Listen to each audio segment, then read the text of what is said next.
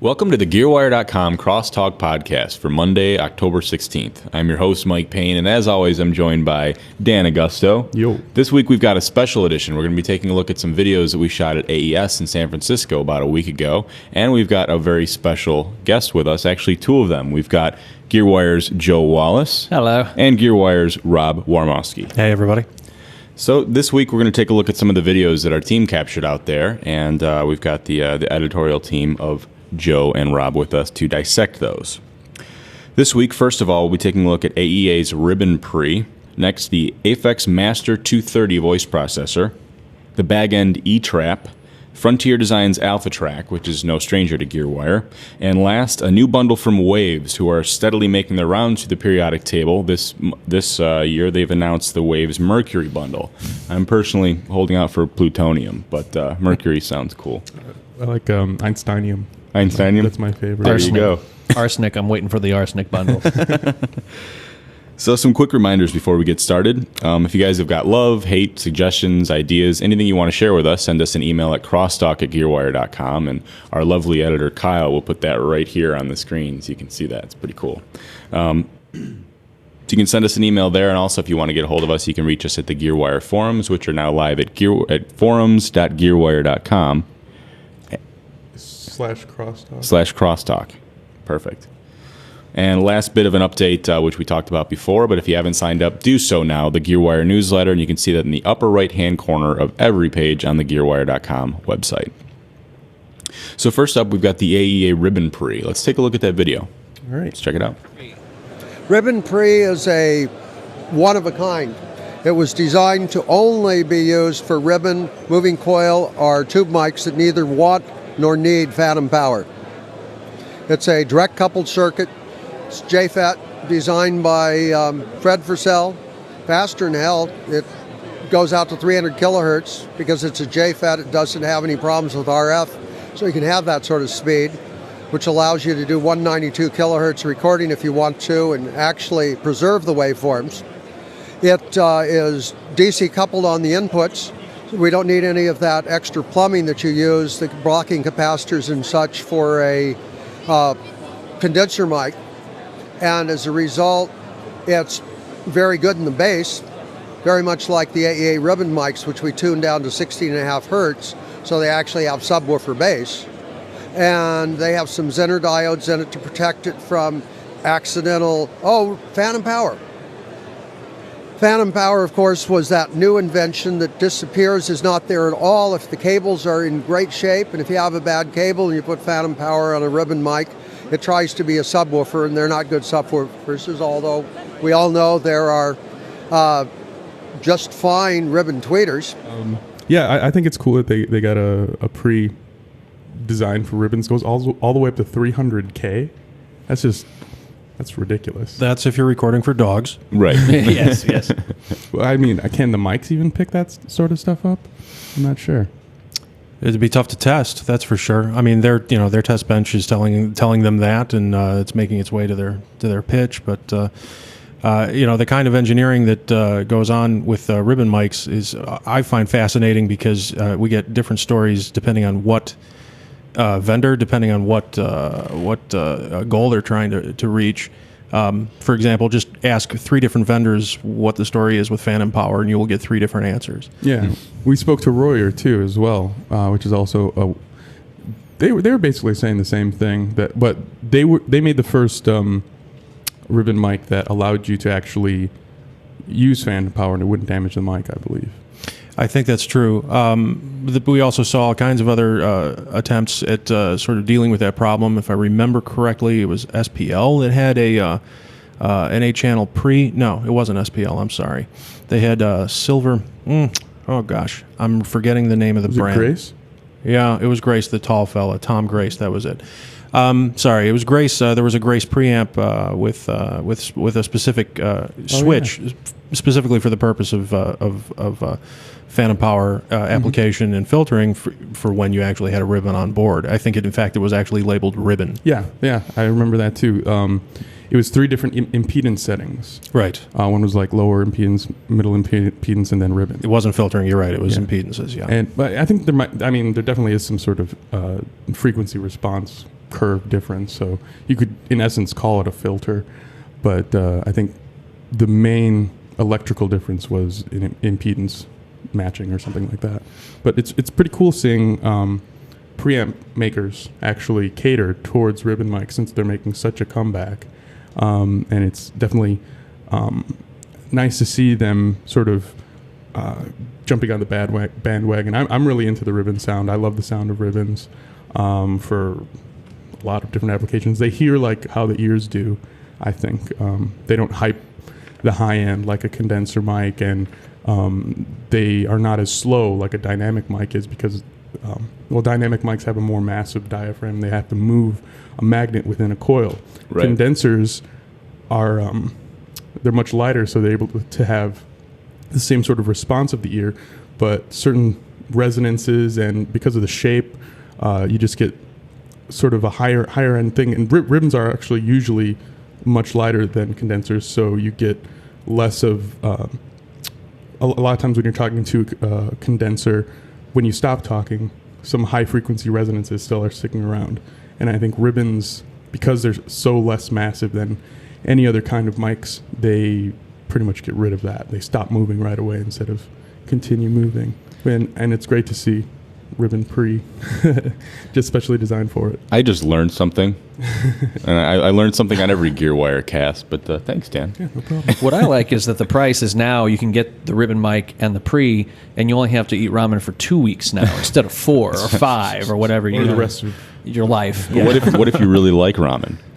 Well, then you have to switch to refried beans or rice The or something. generic ramen. Yes, Right. the generic ramen. Yeah.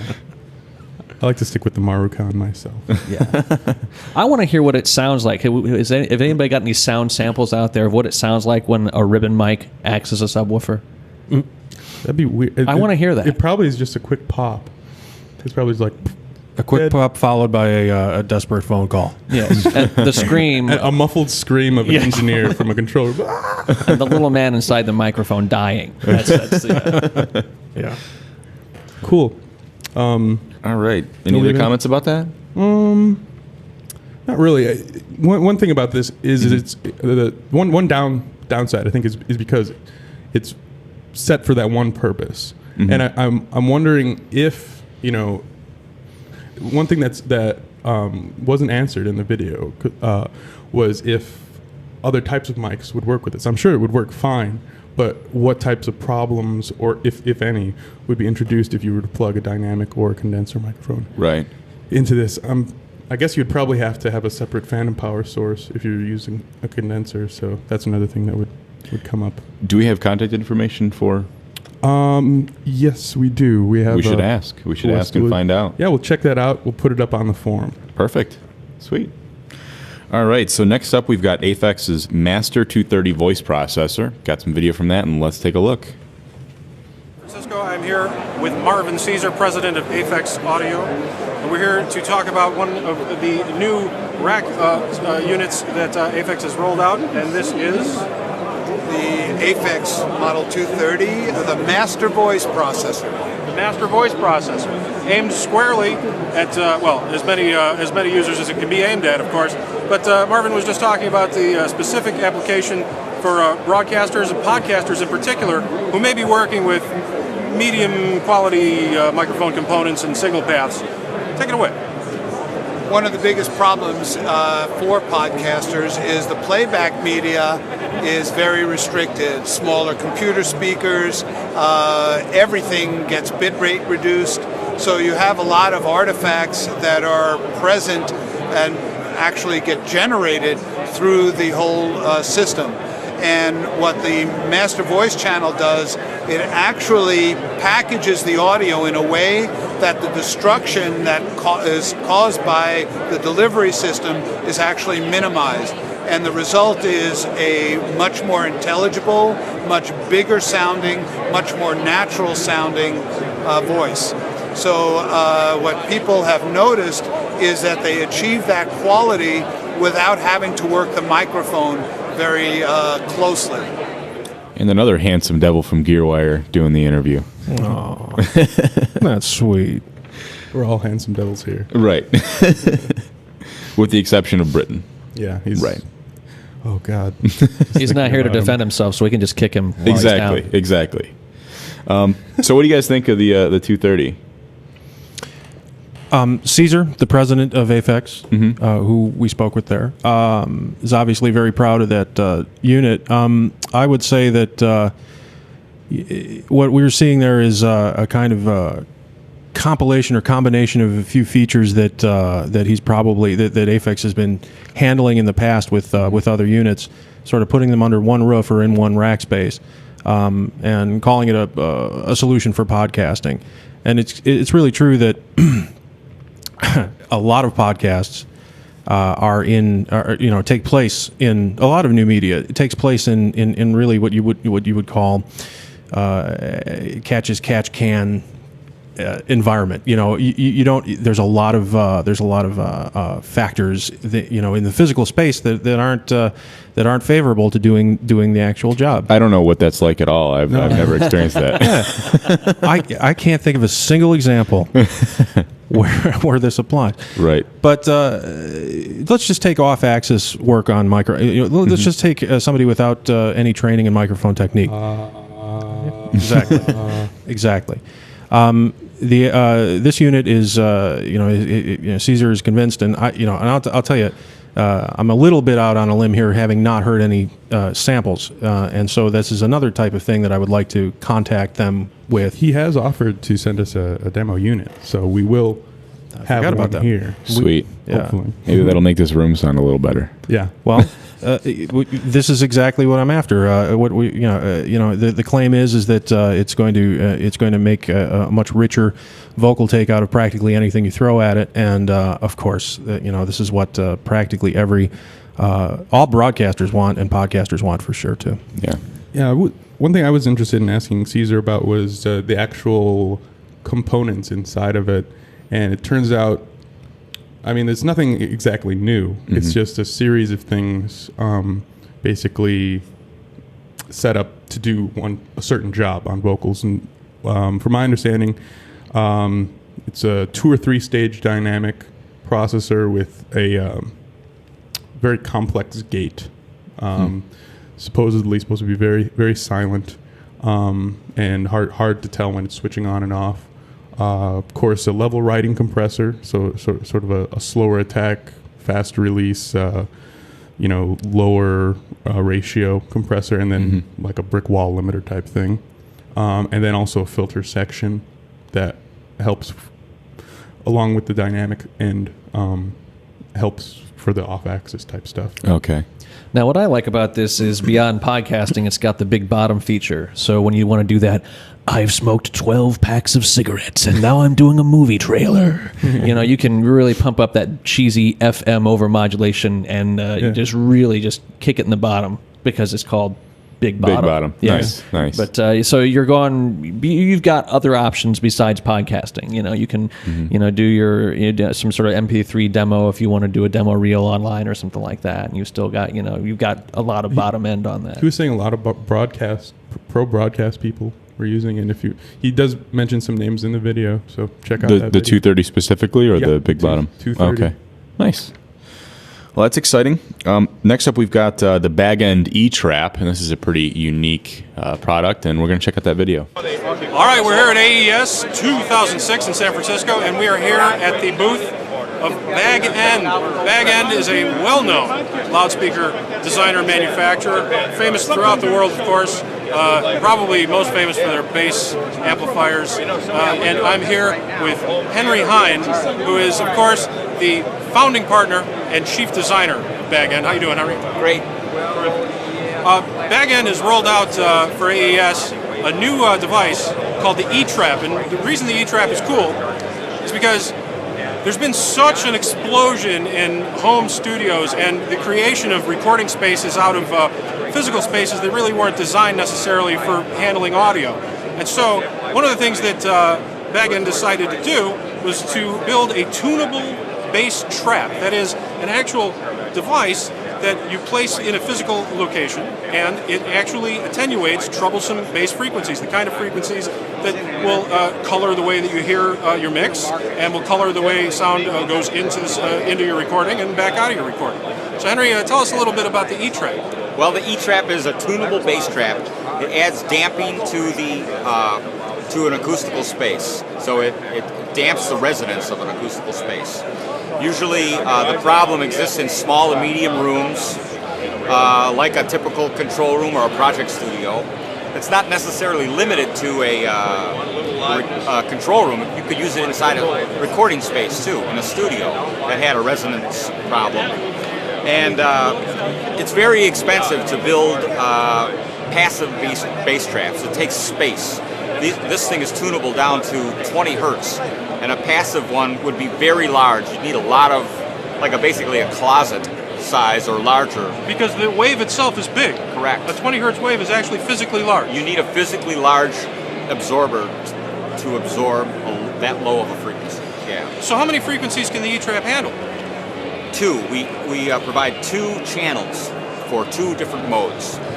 Chances are the loudest one will be the primary, one of the primary modes of the room. That will be the one that's giving you problems, the most audible one. Yeah, there's 2 videos where we actually, the second one we actually take a look at some curves, some measurements in a pro room, a very pro room, mastering room, and every room has artifacts. Every room has some resonances that the engineer grows used to and listens around. The E-Trap is there.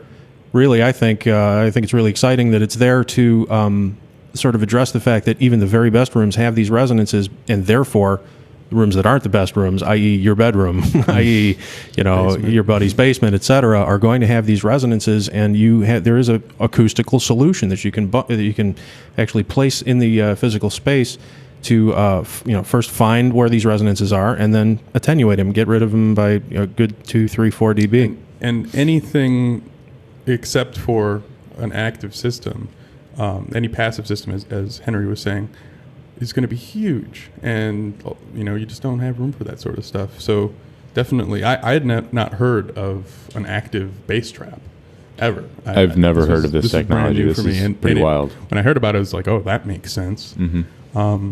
But it was interesting on, it's complicated on how it actually works, and it has to have phase relationships correctly. So you need to put it in one space and then, or in its spot, and then do the measurements. And it comes with software, I believe. Yes. Yeah, that's what I like about it. I would have no idea where to start with something like that, and the software tells you where to go and what frequencies to start looking at. Yeah, it actually has a microphone built in. Yeah. A measurement microphone built into the trap, and you just stick it in your room. You run the, it would either be sweeps or bursts or pink noise or whatever, through your monitors, and it picks up the modes of the room, and then shoots out of phase material to bring down those peaks. Yeah, it's literally playing reverse phase of at the specific energy levels and frequency level that is troublesome in the room. Yeah, it's very cool. It sounds like magic to me. Yeah, it's black magic. And the Aphex thing too is kind of magic. Right. I was reading that it turns some of those frequencies into a little bit of heat. So if your heater is busted, well, yeah, you can sit there and. That's true. It could serve a dual purpose, but when 2 sound pressure waves hit each other and they're out of phase, there's going to be friction. So the actual because of conservation of energy, physics, all that stuff, it has to turn into something. So it's sound pressure. It's mechanical sound pressure energy, and then all of a sudden it's gone. It has to turn into something. So it turns into magic. Turns into heat. Yeah. Magical. We'll make toast with it later. Right. All right, so that's pretty cool. Next up, we're going to take a look at the Frontier Designs AlphaTrack, and we've reviewed this before, but now we've actually got a chance to see it in person. So let's check out that video. We're on the floor of AES 2006 in San Francisco, and I'm talking with Brian George from Frontier Designs about AlphaTrack. Tell me a little bit about your new release here. Thank you. AlphaTrack is our new compact DAW controller.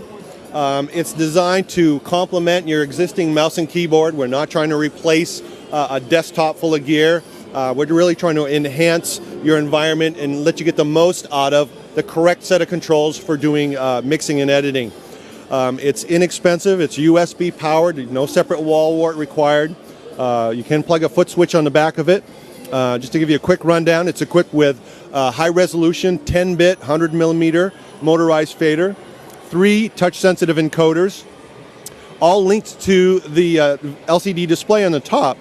I can move those encoders through a number of different modes, including send settings, EQ, plug-in parameters, automation settings, so I have access to all the mix and edit functions that I need to. Another unique feature of this is on the bottom. It's this touch scroll strip that we have, another touch-sensitive device. I can just lay a finger on here, and if I go left and right, I can drag, basically scroll back and forth across my timeline. It will also recognize if I'm using 2 fingers instead of 1. If I place 2 fingers on here, now I can accelerate and decelerate, and now I'm shuttling back and forth, forward and reverse. Basic 5-button transport controls, backlit, mute, solo, record, shift lights, very easy and clear to read. 8 function buttons, which can be either pre-assigned to basic things like flip, in and out points for punch and loop functions, previous and next marker surfing as well there. User programmable buttons if the application supports it. In this case, I've got Sonar 6, and I can program 8 user programmable functions to anything I want from their list of control features. It's nice to finally see that in motion. Yeah, it's definitely really cool. Yeah. And basically what I think happened was Frontier Design saw the pre-Sonus fader port and was like, oh, we can do that. Yeah. And we can do it better. Would you say the fader port was the first in their class? Yeah, it was the first that I saw, and I'm pretty sure it was the first one. It was the first single fader sort of controller, USB controller, with the transport controls as well.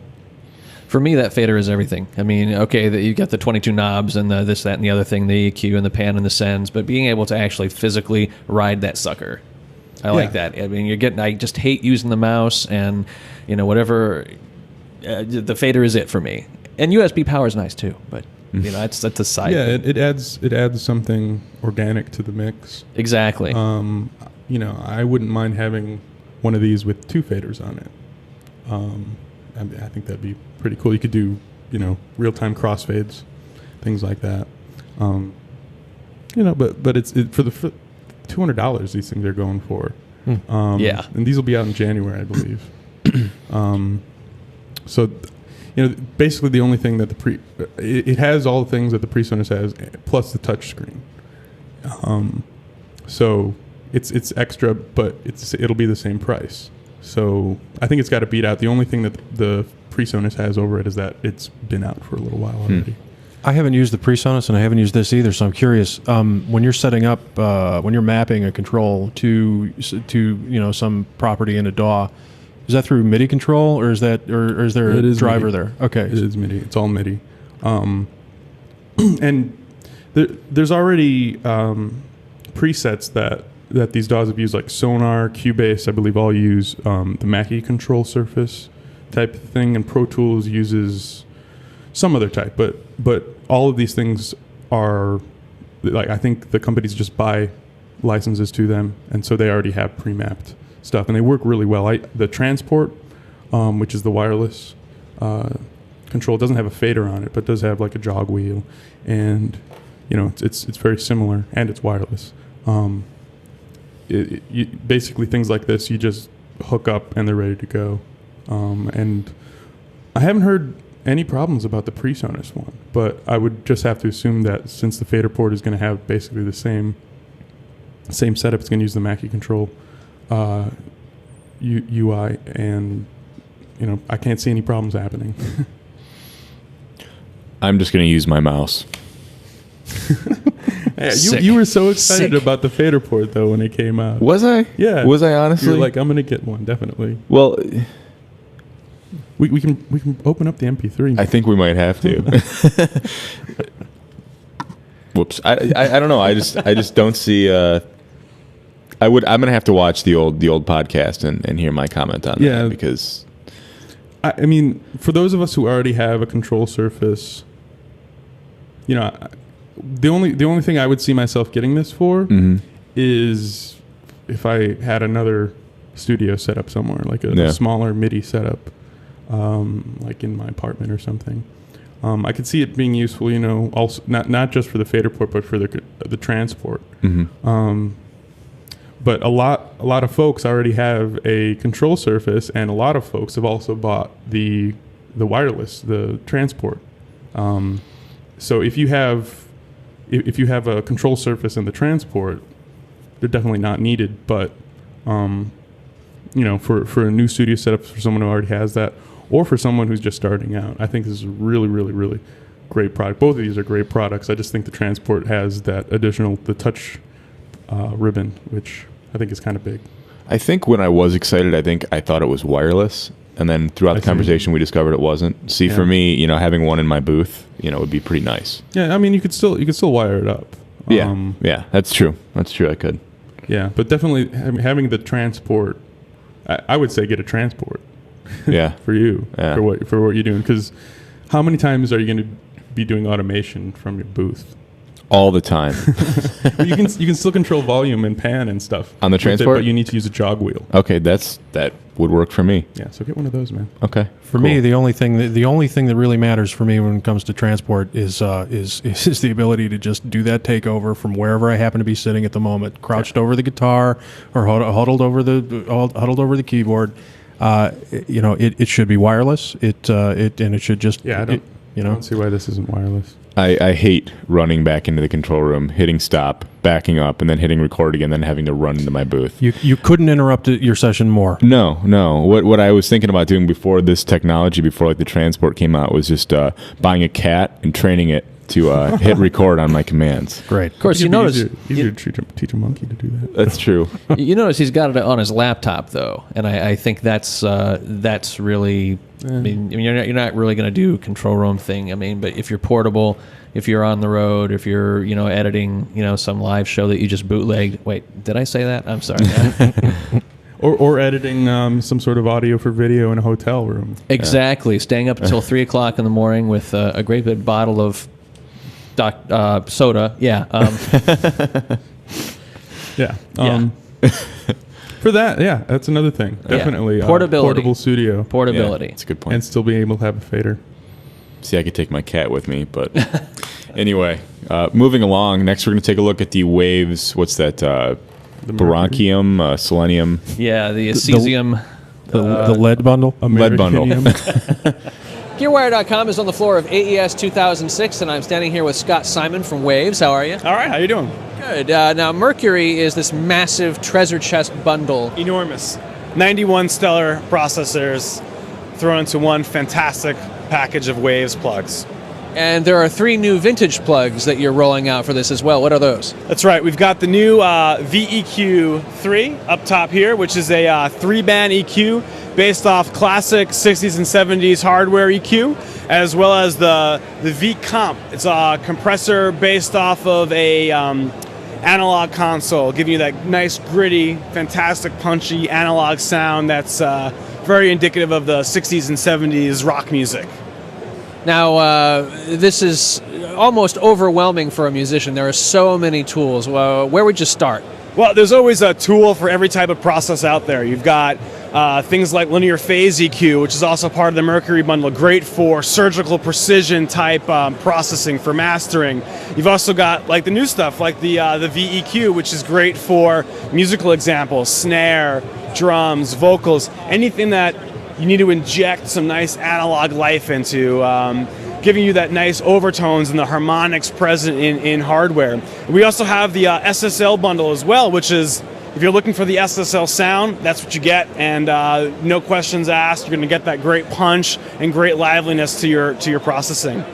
Would they give Gearwire NFRs? We could try those. Wow, the price. I don't know about that. Yeah, Has anybody seen the price? No. I saw it listed in the. it's not surprising based on the how they price their past bundles. It's but thousands. It's thousands and thousands of dollars. Is that the list price, 7,000 or It was the. I think it was the projected. projected map price? Right. So that when it gets to the shelves and it's 5,000, it seems like a deal. Oh wow, it's 2,500 off. Did I hear the number of plugs right? That it was 91 plugs. 91 yeah. plugins. I'm. And it goes back in time. It's a time traveling device as well. So It has a software version of the flux capacitor. exactly. Sweet. You don't need a DeLorean. That's sweet. And you just But you to do type need in 1.21 gigawatts. That's right. That's right. Right. But it's digital power, so it's Okay. like 101. Yeah, you got to get one of those big Plytron transformers. No, just get an E-trap and just send a bunch of really tough subwaves at it, and it'll generate the heat needed to. Yes. Yes. Okay. 91 plugins. Yes. Right. But yeah, this isn't something that just a regular home studio guy is going to jump into. Unless he bootlegs it, Well, which we do not condone. by the yeah, way. definitely. That's evil. But they've stuck a dongle on these now. Okay. Dongle. It's still it's Still such a dirty word. It is a dirty word. Dongle. Just reminds me of. Never mind. Penicillin. Right. Yeah. And these can't be 91 new plugins. No, it's everything they ever did Right. plus a couple This of is like- things. Well, it's got their the SSL bundle, which is newer, has never been in a bundle before. It has the new. They introduced recently a new noise reduction series. Like their old thing used to be X noise, X crackle, X Right. hum. Now they have Z noise, Z crackle, Z hum, which is supposed to be way better. They skipped Y. Yeah. Went right to Z. Why noise? Do not pass go. Although every time I hear SSL, I just want to put on my Ali G voice and say, I have never played a guitar over the secure sockets layer, so that's it's not too racialist, Well, the SSL bundle I think is real nice. I'm into the SSL sound. It not only comes with those plugins, it also comes with a bunch of professionally designed presets. One in particular that got a lot of hype was the Chris Lord Algae. I don't know who the guy is personally. Do you? I've just heard his name more times than I can he count. mixes but like Pet Shop Boys. all the top 40 stuff. Pet these Shop days. Boys. Yeah. And I've heard all his presets are basically just like turn everything all the way up, just compress the hell out of it, EQ See, I the could hell do out of it. Yeah, but you don't get paid millions of dollars an hour. He puts his mojo on it. That's what it is. He Yeah. just waves his hands over the control studio, and it's magic. It's a dance floor sort of frenzy because he touched it. Yeah, definitely. Does his mojo come on a dongle as well? I think so, and you Okay. have to pay extra for that. Okay, gotcha. Typically does. Yeah. Yeah. Chris Lord Algae's dongle. Oh boy. You just named my next band Mojo Dongle. It really happened. Let me know if you guys need a tambourine player. Excellent. Sweet. No problem. All right. Well, that concludes the Gearwire.com Crosstalk podcast for Monday, October 16th. Again, I'm your host, Mike Payne, and I want to thank everybody for joining us today. And thank you guys for listening. And we'll be back again next week for more reviews, news, and some in-studio fun. Later. See you guys. Bye-bye.